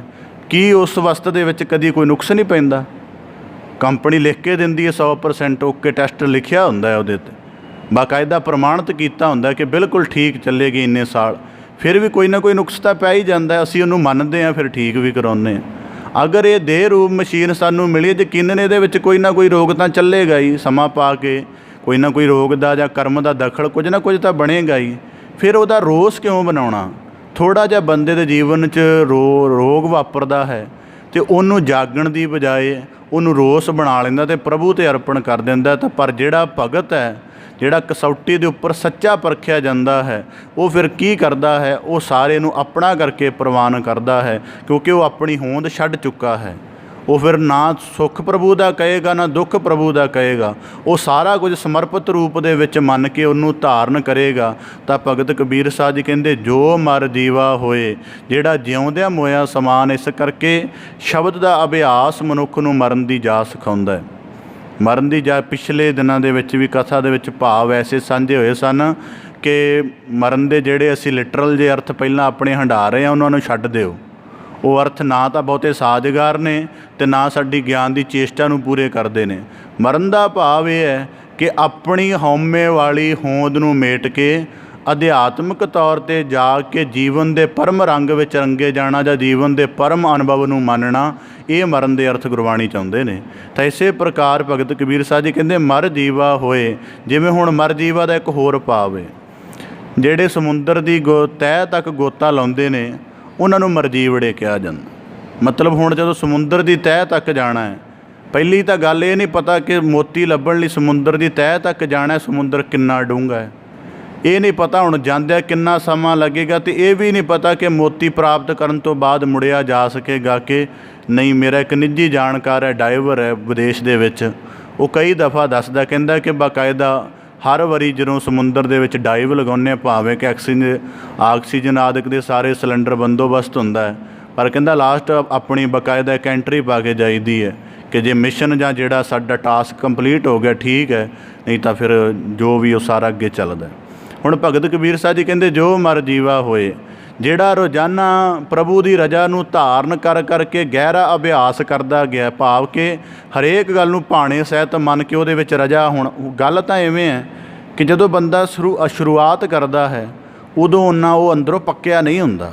ਜਿਵੇਂ ਅਸੀਂ ਰੋਜ਼ਾਨਾ ਭਾਣਾ ਆਖਦੇ ਹਾਂ, ਜੇ ਸਾਡੇ ਜੀਵਨ 'ਚ ਵਾਪਰੇ ਤਾਂ ਅਸੀਂ 100% ਉਹਦੇ ਨਾਲ ਸਹਿਮਤ ਨਹੀਂ ਹੁੰਦੇ, ਪਰ ਜੇ ਰੋਜ਼ਾਨਾ ਇਹ ਅਭਿਆਸ ਕਰਨਾ ਸ਼ੁਰੂ ਕਰ ਦਈਏ ਤਾਂ ਆਖਰ ਇੱਕ ਦਿਨ ਜਿਹੜੀ ਹੈ ਬਿਲਕੁਲ ਨਿਰਲੇਪ ਅਵਸਥਾ ਹੈ, ਜਿਹਨੂੰ ਗੁਰੂ ਤੇਗ ਬਹਾਦਰ ਸਾਹਿਬ ਜੀ ਕਹਿੰਦੇ ਹਨ ਕਿ ਜੋ ਨਰ ਦੁੱਖ ਮੈਂ ਦੁੱਖ ਨਹੀਂ ਮਾਨੈ। ਇਸੇ ਪ੍ਰਕਾਰ ਕਿ ਉਹ ਜਦੋਂ ਇਸ ਤਰ੍ਹਾਂ ਦੀ ਅਵਸਥਾ 'ਤੇ ਪਹੁੰਚ ਜਾਂਦਾ, ਉਦੋਂ ਪਹੁੰਚਦਾ ਹੈ ਜਦੋਂ ਜੀਵਨ ਮੁਕਤ ਸਰੂਪ ਹੋ ਜਾਂਦਾ। ਤਾਂ ਜੇ ਭਗਤ ਕਬੀਰ ਸਾਹਿਬ ਜੀ ਕਹਿੰਦੇ ਜਿਵੇਂ ਮਰਜੀਵੜਾ ਸਾਗਰ ਦੀ ਤਹਿ ਤੋਂ ਮੋਤੀ ਲੱਭ ਲਿਆਉਂਦਾ ਹੈ, ਇਸੇ ਪ੍ਰਕਾਰ ਜਿਹੜੇ ਪ੍ਰਭੂ ਪ੍ਰੀਤ ਦੀ ਸੱਚੀ ਸਾਧਨਾ ਦੇ ਵਿੱਚ ਪਏ ਹੋਏ ਹਨ ਉਹ ਆਖਰ ਉਹਦਾ ਰੂਪ ਹੋ ਜਾਂਦੇ ਹਨ। ਕਬੀਰ ਉਜਲ ਪਹਿਰਹਿ ਕਾਪਰੇ, ਪਾਨ ਸੁਪਾਰੀ ਖਾਹੇ। ਹੁਣ ਭਗਤ ਕਬੀਰ ਸਾਹਿਬ ਜੀ ਅਗਲੇ ਸ਼ਲੋਕ ਵਿੱਚ ਬਖਸ਼ਿਸ਼ ਕਰਦੇ ਹਨ ਕਿ ਕਈ ਬੰਦਿਆਂ ਦੇ ਜੀਵਨ ਦੀ ਫਿਤਰਤ ਹੁੰਦੀ ਹੈ ਕਿ ਜੀਵਨ ਨੂੰ ਸਾਰੇ ਹੁਲਾਸਾਂ ਸਹਿਤ ਰਸਕਸਾਂ ਦੇ ਨਾਲ, ਜਿੰਨੇ ਵੀ ਜੀਵਨ ਦੇ ਵਿੱਚ ਥੋੜ੍ਹੇ ਮਨ ਨੂੰ ਸਕੂਨ ਦੇਣ ਵਾਲੇ, ਹੁਲਾਰਾ ਜਿਹਾ ਦੇਣ ਵਾਲੇ ਜਿੰਨੇ ਸਾਧਨ ਨੇ, ਅਗਰ ਇਹ ਸਾਰੇ ਭੋਗ ਲਈਏ ਤਾਂ ਜ਼ਿੰਦਗੀ ਦਾ ਪਰਮ ਆਨੰਦ ਹੈ। ਤਾਂ ਭਗਤ ਕਬੀਰ ਸਾਹਿਬ ਜੀ ਕਹਿੰਦੇ ਕਬੀਰ ਉਜਲ ਪਹਿਰਹਿ ਕਾਪਰੇ, ਬੜੇ ਸੁੰਦਰ ਕੱਪੜੇ ਪਹਿਨ ਦਾ, ਉਜਲ ਚਿੱਟੇ ਕੱਪੜੇ ਪਹਿਨਦਾ ਬਿਲਕੁਲ। ਤਾਂ ਅੱਗੇ ਜਾ ਕੇ ਆਖਦੇ ਹਨ ਪਾਨ ਸੁਪਾਰੀ ਖਾਹੇ, ਪਰ ਆਪਣੇ ਮੁੱਖ ਦੇ ਵਿੱਚ ਪਾਨ ਸੁਪਾਰੀ ਜਿਹੜਾ ਚੱਥਣ ਵਾਲਾ ਭਾਵ ਹੈ ਉਹਨਾਂ ਨੂੰ ਰੱਖਦਾ ਅਤੇ ਸਮਝਦਾ ਕਿ ਚਿੱਟੇ ਕੱਪੜੇ ਪਹਿਨਣੇ ਭਾਵ ਕਿ ਚੰਗਾ ਜੀਵਨ ਗੁਜ਼ਰ ਬਸਰ ਕਰਨਾ ਅਤੇ ਆਪਣੀ ਰਸਨਾ ਦੇ ਤਲ 'ਤੇ ਜਿਹੜੇ ਸਾਰੇ ਰਸਕਸ ਮਾਨੀ ਜਾਣੇ। ਇਹੀ ਕੁਝ ਤਾਂ ਅੱਗੇ ਆਖਦੇ ਹਨ ਏਕ ਸਹਰ ਕੇ ਨਾਮ ਬਿਨ ਬਾਧੇ ਜੰਪੁਰ ਜਾਹੇ। ਭਗਤ ਕਬੀਰ ਸਾਹਿਬ ਜੀ ਕਹਿੰਦੇ ਅਗਰ ਇੱਕੋ ਨਾਮ ਦਾ ਭਾਵ ਜੀਵ ਦੇ ਅੰਦਰ ਨਹੀਂ ਚੱਲਦਾ ਤਾਂ ਸਮਝ ਲਓ ਕਿ ਇਹ ਕੁਝ ਕਰਨਾ ਵੀ ਉਹਨੂੰ ਜਮਾਂ ਦੀ ਫਾਹੀ ਦੇ ਵਿੱਚ ਫਸਾਉਣ ਵਾਲਾ ਹੈ। ਹੁਣ ਇਸ ਸ਼ਲੋਕ ਦਾ ਵੀ ਇੱਕ ਗਹਿਰਾ ਭਾਵ ਇਹ ਹੈ ਕਿ ਉਜਲ ਪਹਿਰਹਿ ਕਾਪਰੇ, ਉਦਾਹਰਨ ਦੇ ਤੌਰ 'ਤੇ ਚਿੱਟੇ ਵਸਤਰ ਅਸੀਂ ਸਾਰੇ ਪਹਿਨਦੇ ਹਾਂ, ਜਾਂ ਇਹਨਾਂ ਦੀ ਜਿਹੜੀ ਚਿੱਟਿਆ ਭਾਵ ਕਿ ਇਹਨਾਂ ਦੀ ਸਫਾਈ ਹੈ ਉਹ ਪੂਰੀ ਤਰ੍ਹਾਂ ਬਣੀ ਰਹੇ, ਅਸੀਂ ਸਾਰੇ ਯਤਨ ਕਰਦੇ ਹਾਂ।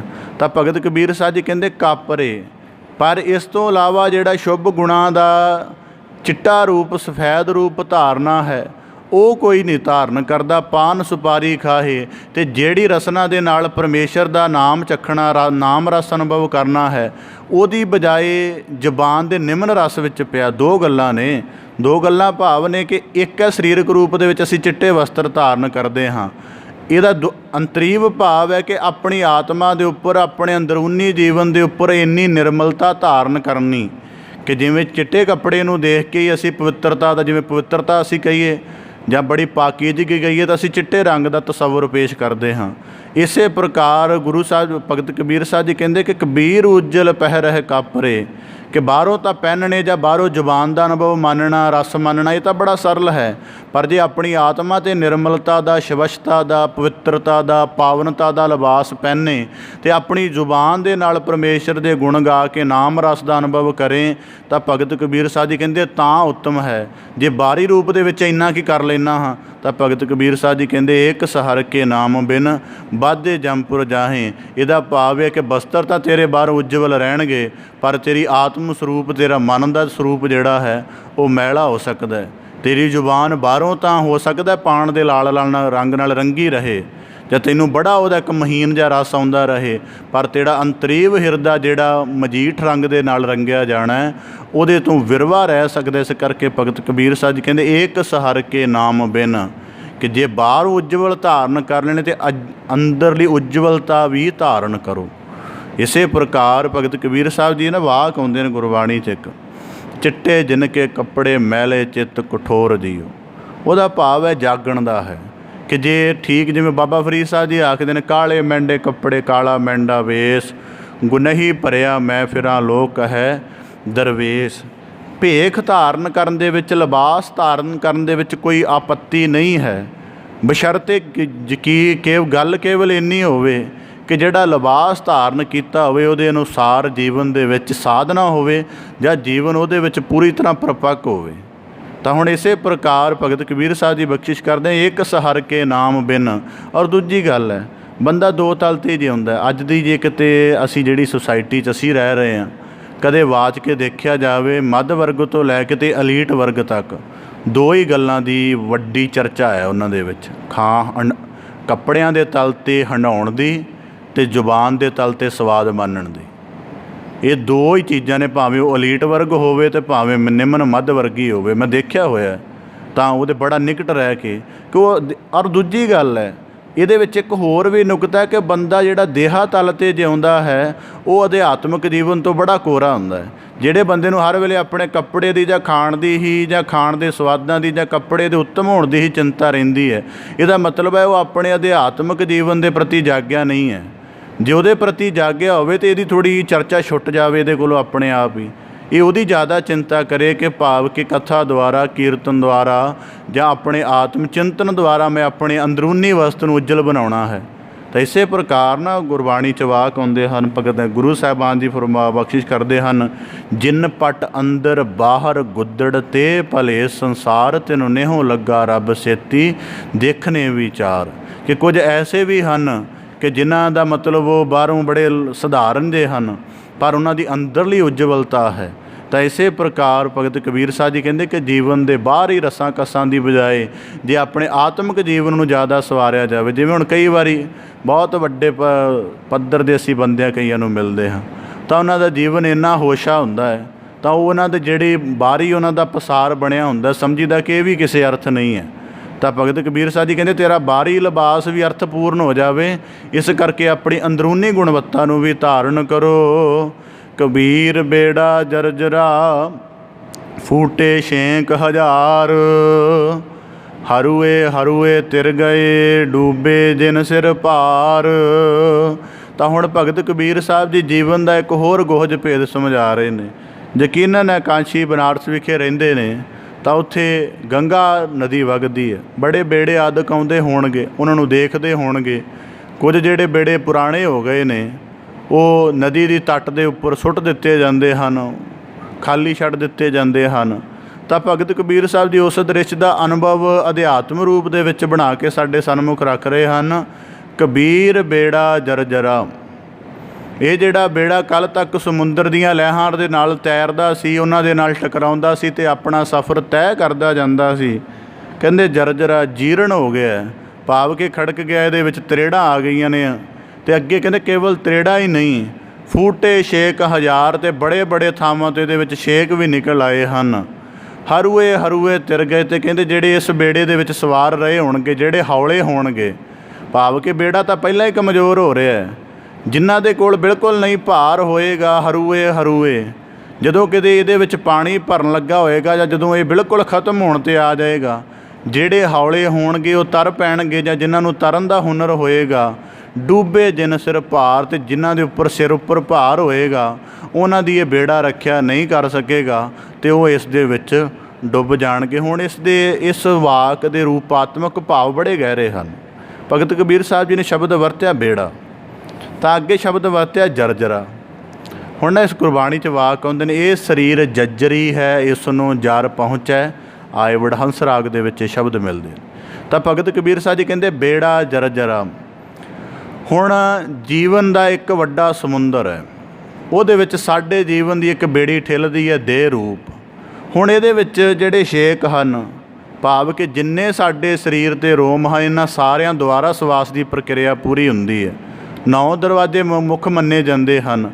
ਇਸੇ ਪ੍ਰਕਾਰ ਭਗਤ ਕਬੀਰ ਸਾਹਿਬ ਜੀ ਕਹਿੰਦੇ ਦੇਹ ਦਾ ਇਹ ਜਿਹੜਾ ਬੇੜਾ, ਜਿਹੜਾ ਸੰਸਾਗਰ ਸਮੁੰਦਰ ਦੇ ਵਿੱਚ ਪਿਆ ਹੋਇਆ ਹੈ, ਰੋਜ਼ਾਨਾ ਜੀਰਨ ਹੋ ਰਿਹਾ, ਭਾਵ ਕਿ ਇਹਦੇ ਸਵਾਸਾਂ ਜਿਹੜੇ ਰੋਮ ਹਨ ਇਹਨਾਂ ਦੁਆਰਾ ਸਵਾਸ ਨਿਕਲ ਕੇ ਅਤੇ ਸਰੀਰ ਦੇ ਬੇੜੇ ਵਿੱਚ ਪਾਣੀ ਭਰਦਾ ਜਾ ਰਿਹਾ ਹੈ। ਇੱਕ ਪਾਸੇ ਇਵੇਂ ਹਾਲਤ ਹੈ ਕਿ ਰੋਜ਼ਾਨਾ ਜਿਹੜੇ ਸਵਾਸ ਨਿਕਲ ਰਹੇ ਹਨ ਅਤੇ ਸਰੀਰ ਰੂਪ ਬੇੜਾ ਜਰਜਰਾ ਹੋ ਰਿਹਾ, ਮੰਦਾ ਪੈਂਦਾ ਜਾ ਰਿਹਾ, ਕਮਜ਼ੋਰ ਹੁੰਦਾ ਜਾ ਰਿਹਾ। ਦੂਜੇ ਪਾਸੇ ਕਹਿੰਦੇ ਇਹ ਇੱਕ ਤਾਂ ਹਾਲਤ ਇਹ ਹੈ, ਰੋਜ਼ ਵਿਕਾਰਾਂ ਦੀਆਂ ਲਹਿਰਾਂ ਵੱਜ ਕੇ ਇਹਨੂੰ ਹੋਰ ਕਮਜ਼ੋਰ ਕਰੀ ਜਾ ਰਹੀਆਂ ਹਨ, ਪਰ ਦੂਜੇ ਪਾਸੇ ਕਹਿੰਦੇ ਆਪਣੇ ਸਿਰ 'ਤੇ ਭਾਰ ਰੱਖ ਲਿਆ। ਭਾਰ ਕਾਹਦਾ? ਗੁਨਾਹਾਂ ਦਾ। ਕਿ ਜੇ ਬੇੜੇ ਦੇ ਵਿੱਚ ਪਹਿਲਾਂ ਹੀ ਭਾਰ ਘੱਟ ਰੱਖਿਆ ਹੋਵੇਗਾ, ਬੇੜਾ ਟੁੱਟ ਵੀ ਜਾਏਗਾ ਅਤੇ ਪਾਰ ਲੰਘ ਜਾਵਾਂਗੇ। ਜੇ ਭਾਰ ਹੀ ਬਹੁਤ ਜ਼ਿਆਦਾ ਲੱਦਿਆ ਹੋਇਆ ਅਤੇ ਬੇੜਾ ਵੈਸੇ ਹੀ ਰੋਜ਼ ਕਮਜ਼ੋਰ ਹੋ ਰਿਹਾ ਅਤੇ ਉਹ ਬੇੜਾ ਪਾਰ ਕਿਵੇਂ ਲੰਘਾ ਦੇਗਾ। ਇਸ ਕਰਕੇ ਭਗਤ ਕਬੀਰ ਸਾਹਿਬ ਜੀ ਕਹਿੰਦੇ ਹਰੂਏ ਹਰੂਏ ਤਿਰ ਗਏ, ਜਿਨ੍ਹਾਂ ਦਾ ਅੰਤਹਿਕਰਨ ਹੌਲਾ ਰਿਹਾ। ਹੌਲੇ ਰਹਿਣ ਦਾ ਭਾਵ ਕੀ ਹੈ ਕਿ ਜਿਨ੍ਹਾਂ ਨੇ ਆਪਣੇ ਮਨ ਨੂੰ ਵਿਕਾਰਾਂ ਦੀ ਮੈਲ ਦੇ ਨਾਲ ਮਲੀਨ ਨਹੀਂ ਹੋਣ ਦਿੱਤਾ, ਜਿਨ੍ਹਾਂ ਨੇ ਆਪਣੇ ਚਿੱਤ ਨੂੰ ਕੇਵਲ ਸੰਸਾਰ ਵਿੱਚ ਨਹੀਂ ਖੁੱਭਿਆ ਰਹਿਣ ਦਿੱਤਾ, ਜਿਨ੍ਹਾਂ ਨੇ ਆਪਣੀ ਜਿਹੜੀ ਸੁਰਤ ਹੈ ਉਹਨੂੰ ਕੇਵਲ ਸੰਸਾਰ ਮੁਖੀ ਨਾ ਰੱਖ ਕੇ ਸੰਸਾਰ ਦੀ ਵਾਸਨਾ ਦੇ ਵਿੱਚ ਨਹੀਂ ਮਰਨ ਦਿੱਤਾ, ਉਹ ਕਹਿੰਦੇ ਹਰੂਏ ਹਰੂਏ। ਇਸ ਕਰਕੇ ਪਾਵਨ ਗੁਰਬਾਣੀ 'ਚ ਵਾਕ ਆਉਂਦੇ ਹਨ, ਲੋਕ ਅਵਗੁਣਾ ਕੀ ਬੰਨੈ ਗੰਠੜੀ ਗੁਣ ਨਾ ਵਿਹਾਜੈ ਕੋਏ। ਕਿਸੇ ਪ੍ਰਕਾਰ ਮਨੁੱਖ ਦੀ ਇਹ ਫਿਤਰਤ ਹੈ। ਭਗਤ ਕਬੀਰ ਸਾਹਿਬ ਜੀ ਕਹਿੰਦੇ ਇਸੇ ਪ੍ਰਕਾਰ ਹਰੂਏ ਹਰੂਏ ਤਿਰ ਗਏ, ਡੂਬੇ ਜਿਨ ਸਿਰ ਭਾਰ। ਜਿਹੜੇ ਹੌਲੇ ਸਨ, ਜਿਨ੍ਹਾਂ ਨੇ ਗੁਣਾਂ ਦੀ ਰਾਸ ਪੱਲੇ ਬੰਨ੍ਹ ਕੇ, ਹੁਣ ਦੋ ਗੱਲਾਂ ਨੇ ਇਹਦੇ ਵਿੱਚ। ਜਦੋਂ ਸਾਡੇ ਕੋਲ ਕੋਈ ਗੁਣ ਹੋਵੇ ਜਾਂ ਗੁਣ ਦਾ ਅਨੁਭਵ ਹੋਵੇ, ਅਸੀਂ ਆਪਣੇ ਆਪ ਨੂੰ ਚੰਗਾ ਮਹਿਸੂਸ ਕਰਦੇ ਹਾਂ, ਹੌਲਾ ਫੁੱਲ ਮਹਿਸੂਸ ਕਰਦੇ ਹਾਂ। ਜਿਵੇਂ ਰੋਜ਼ਾਨਾ ਸਤ ਸੰਗਤ ਦਾ ਹੀ ਕਰਮ ਮੰਨ ਲਿਆ ਜਾਵੇ, ਸਤ ਸੰਗਤ ਦਾ ਕਰਮ ਅਸੀਂ ਰੋਜ਼ਾਨਾ ਕਰਦੇ ਹਾਂ ਤਾਂ ਸਾਨੂੰ ਰੋਜ਼ਾਨਾ ਆਪਣਾ ਆਪ ਜਿਹੜਾ ਪਵਿੱਤਰ ਲੱਗਦਾ ਹੈ। ਪਰ ਇਸੇ ਦੇ ਬਜਾਏ ਜੇ ਜਾਗੇ ਹੋਏ ਜੀਵਨ ਦੀ ਬਜਾਏ ਕੁਝ ਅਵਗੁਣੀ ਕਰਮ ਕਰ ਲਿਆ ਜਾਵੇ, ਕਿਸੇ ਗਲਤ ਮਹਿਫਲ ਦੇ ਵਿੱਚ ਬੈਠ ਕੇ ਕੁਝ ਬੁਰੀ ਚਰਚਾ ਕਰ ਲਈ ਜਾਵੇ, ਤਾਂ ਸਾਨੂੰ ਆਪਣਾ ਆਪ ਮਲੀਨ ਲੱਗਣ ਲੱਗ ਪੈਂਦਾ, ਬੋਝ ਲੱਗਣ ਲੱਗ ਪੈਂਦਾ। ਤਾਂ ਇਸੇ ਪ੍ਰਕਾਰ ਗੁਣ ਭਾਵੇਂ ਲੱਖਾਂ ਸੰਗ੍ਰਹਿਤ ਕੀਤੇ ਕਰ ਲਏ ਜਾਣ, ਮਨੁੱਖ ਦਾ ਜਿਹੜਾ ਅੰਤਹਿਕਰਨ ਹੈ ਉਹ ਬਿਲਕੁਲ ਹੌਲਾ ਫੁੱਲ ਵਰਗਾ ਰਹੇਗਾ। ਅਤੇ ਦੂਜੇ ਪਾਸੇ ਅਵਗੁਣ ਭਾਵੇਂ ਇੱਕ ਵੀ ਰੱਖ ਲਿਆ ਜਾਵੇ, ਉਹ ਮਸਤਕ ਦਾ ਬੋਝ ਬਣ ਜਾਂਦਾ ਹੈ। ਤਾਂ ਭਗਤ ਕਬੀਰ ਸਾਹਿਬ ਜੀ ਕਹਿੰਦੇ ਜਿੰਨਾ ਸ਼ੁਭ ਗੁਣਾ ਰਾਸ ਜਿਹੜੀ ਹੈ ਆਪਣੇ ਸਿਰ ਦੇ ਉੱਪਰ ਟਿਕਾ ਲਈ। ਭਾਵ ਕਿ ਹੁਣ ਦੋ ਚੀਜ਼ਾਂ ਨੇ, ਇੱਕ ਨੇ ਟੋਕਰਾ ਚੁੱਕਿਆ ਫੁੱਲਾਂ ਦਾ ਤਾਂ ਇੱਕ ਨੇ ਚੁੱਕਿਆ ਪੱਥਰਾਂ ਦਾ। ਤਾਂ ਗੱਲ ਕੀ ਹੈ ਕਿ ਇੱਕ ਨੇ ਚੁੱਕਿਆ ਉਹਦੇ ਵਿੱਚੋਂ ਸੁਗੰਧੀ ਵੀ ਆ ਰਹੀ ਅਤੇ ਹੌਲਾ ਵੀ ਹੈ, ਇੱਕ ਨੇ ਚੁੱਕਿਆ ਉਹਦਾ ਭਾਰ ਵੀ ਹੈ ਅਤੇ ਤੰਗ ਵੀ ਹੋ ਰਿਹਾ। ਤਾਂ ਭਗਤ ਕਬੀਰ ਸਾਹਿਬ ਜੀ ਕਹਿੰਦੇ ਹਰੂਏ ਹਰੂਏ। ਇਸ ਕਰਕੇ ਜਦੋਂ ਸਫ਼ਰ ਆਰੰਭ ਕਰ ਰਹੇ ਹਾਂ, ਤਾਂ ਜਦੋਂ ਸਫ਼ਰ ਆਰੰਭ ਹੋਇਆ ਉਦੋਂ ਲੱਗਿਆ ਕਿ ਆਹ ਵੀ ਨਾਲ ਲੈ ਜਾਈਏ, ਆਹ ਵੀ ਨਾਲ ਲੈ ਜਾਈਏ। ਫਿਰ ਹੌਲੀ ਹੌਲੀ ਸਮਝ ਆਉਣੀ ਚਾਹੀਦੀ ਕਿ ਬੇੜਾ ਤਾਂ ਦਿਨ ਦਿਨ ਜਿਹੜਾ ਕਮਜ਼ੋਰ ਹੋ ਰਿਹਾ ਅਤੇ ਜਿਹੜਾ ਵਸਤ ਹੈ ਉਹ ਵੱਧ ਲੱਦਦੇ ਜਾ ਰਹੇ ਹਾਂ। ਇਸ ਕਰਕੇ ਹੌਲੀ ਹੌਲੀ ਵਸਤ ਕਢਾਈਏ। ਜੇ ਕਿਤੇ ਬੇੜਾ ਟੁੱਟ ਵੀ ਜਾਏਗਾ, ਜੇ ਸਰੀਰ ਕਿਤੇ ਜੀਵਨ ਦਾ ਕਿਤੇ ਪੜਾਅ 'ਤੇ ਜਾ ਕੇ ਬਿਨਸ ਵੀ ਜਾਏਗਾ, ਅਤੇ ਘੱਟੋ ਘੱਟ ਜਿਹੜਾ ਸਾਡੇ ਕੋਲ ਰਾਸ ਹੈ ਉਹ ਇੰਨੀ ਹੌਲੀ ਹੋਵੇ ਕਿ ਤਰਦੇ ਤਰਦੇ ਪਾਰ ਤਾਂ ਲੰਘ ਜਾਵਾਂਗੇ। ਇਸੇ ਪ੍ਰਕਾਰ ਜੇ ਭਾਰ ਹੀ ਇੰਨਾ ਹੋਇਆ ਤਾਂ ਪਾਰ ਕਿਵੇਂ ਲੰਘਿਆ ਜਾਏਗਾ। ਇਸੇ ਕਰ ਗੁਰਬਾਣੀ 'ਚ ਇੱਕ ਵਾਕ ਆਉਂਦੇ ਨੇ, ਜਪ ਤਪ ਕਾ ਬੰਦ ਬੇੜੁਲਾ ਜਿਤ ਲੰਘੇ ਵਹੇਲਾ। ਕਿਸ ਕਰਕੇ ਆਪਣੇ ਜੀਵਨ ਰੂਪ ਬੇੜੇ ਨੂੰ, ਸਰੀਰ ਰੂਪ ਬੇੜਾ ਹੈ, ਇਹਦੇ ਵਿੱਚ ਇੱਕ ਬੇੜਾ ਹੋਰ ਤਿਆਰ ਕੀਤਾ ਜਾਵੇ। ਜਿਵੇਂ ਜਿਹੜੇ ਸਮੁੰਦਰੀ ਸਫ਼ਰ ਕਰਦੇ ਹਨ ਉਹਦੇ ਵਿੱਚ ਕੁਝ ਇਸ ਤਰ੍ਹਾਂ ਦੇ ਉਹਨਾਂ ਸਾਧਨ ਬਣਾਏ ਹੁੰਦੇ ਹਨ ਕਿ ਜੇ ਸੰਕਟਕਾਲੀਨ ਹਾਲਾਤ ਹੋ ਜਾਣ ਤਾਂ ਜਿਹੜਾ ਇੱਕ ਵਿਕਲਪ ਹੁੰਦਾ ਹੈ ਛੋਟੀ ਬੇੜੀ ਜਾਂ ਕੁਝ ਇਸ ਤਰ੍ਹਾਂ ਦਾ, ਉਹਦੇ ਵਿੱਚ ਰੱਖਦੇ ਨੇ ਕਿ ਜਦੋਂ ਮੇਨ ਟੁੱਟ ਗਿਆ ਤਾਂ ਦੂਜਾ ਸੰਗ੍ਰਹਿਤ ਕਰ ਲਵਾਂਗੇ। ਇਸੇ ਪ੍ਰਕਾਰ ਜਿਹੜੇ ਗੁਰਮੁਖ ਜਨ ਹਨ ਉਹਨਾਂ ਨੂੰ ਪਤਾ ਸਰੀਰ ਰੂਪ ਬੇੜਾ ਜਰਜਰਾ ਹੋ ਗਿਆ, ਤਾਂ ਆਪਣਾ ਜਿਹੜਾ ਜਪ ਤਪ ਰੂਪ ਬੇੜਾ ਹੈ ਜਾਂ ਸਰੀਰ ਰੂਪ ਕਰਕੇ ਜਿਹੜਾ ਵਿਕਾਰਾਂ ਦੀ ਮਾਰ ਸਹਿ ਰਿਹਾ, ਇਹਦਾ ਇੱਕ ਵੱਖਰਾ ਭਾਵ ਹੈ। ਅਤੇ ਆਪਣੇ ਜਪ ਤਪ ਵਾਲੇ ਜੀਵਨ ਨੂੰ ਸੰਗ੍ਰਹਿਤ ਕਰਕੇ ਰੱਖਣਾ ਇਹ ਭਾਵ ਹੈ। ਤਾਂ ਭਗਤ ਕਬੀਰ ਸਾਹਿਬ ਜੀ ਕਹਿੰਦੇ ਇਸੇ ਪ੍ਰਕਾਰ ਡੂਬੇ ਜਿਨ ਸਿਰ ਭਾਰ।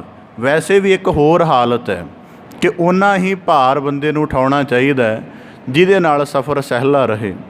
ਹੁਣ ਮਨੁੱਖ ਨੇ ਬਹੁਤ ਦੂਰੀ ਦਾ ਸਫ਼ਰ ਕਰਨਾ ਹੋਵੇ, ਜਿਵੇਂ ਕਈ ਵਾਰੀ ਮਨੁੱਖ ਇੱਕ ਨਗਰ ਰਾਜ ਤੋਂ ਦੂਜੇ ਰਾਜ ਤੱਕ ਜਾਂਦੇ ਨੇ, ਦੇਖੀ ਤਾਂ ਟ੍ਰੈਫਿਕ ਦੇ ਵਿੱਚ ਬਹੁਤ ਸਾਰੇ ਬੈਗ ਲੈ ਕੇ ਜਾਂਦੇ ਨੇ। ਉਹ ਜਿੰਨਾ ਕੁ ਉਹਨਾਂ ਨੂੰ ਸਫ਼ਰ ਦਾ ਆਨੰਦ ਆਉਣਾ ਜਾਂ ਜਿੰਨੀ ਕੁ ਸਕੂਨ ਰਹਿਣਾ ਹੈ, ਉਹ ਭਾਰ ਕਰਕੇ ਸਾਰਾ ਹੀ ਜਾਂਦਾ ਰਹਿੰਦਾ ਹੈ, ਜਰਾ ਜਿੰਨਾ ਵੀ ਉਹਨਾਂ ਨੂੰ ਠੀਕ ਨਹੀਂ ਅਨੁਭਵ ਹੁੰਦਾ। ਤਾਂ ਇਸੇ ਪ੍ਰਕਾਰ ਜੇ ਜੀਵਨ ਦੇ ਆਰੰਭ ਤੋਂ ਲੈ ਕੇ ਸਾਗਰ ਸਮੁੰਦਰ ਸੰਸਾਰ ਦੇ ਵਿੱਚ ਵਿਚਰਦਿਆਂ ਅਵਗੁਣਾਂ ਦੀ ਰਾਸ ਰੋਜ਼ਾਨਾ ਪਛੇਮਾਨ ਕਰ ਰਹੀ ਹੈ ਜਾਂ ਮਸਤਕ ਦਾ ਬੋਝ ਬਣੀ ਹੋਈ ਹੈ, ਤਾਂ ਕਿਉਂ ਨਾ ਇਹਨੂੰ ਥੋੜ੍ਹਾ ਥੋੜ੍ਹਾ ਘਟਾ ਲਿਆ ਜਾਵੇ ਤਾਂ ਕਿ ਜੀਵਨ ਸਹਿਜ ਰਵੇ। ਤਾਂ ਇਸੇ ਪ੍ਰਕਾਰ ਭਗਤ ਕਬੀਰ ਸਾਹਿਬ ਜੀ ਕਹਿੰਦੇ ਡੂਬੇ ਜਿਨ ਸਿਰ ਭਾਰ।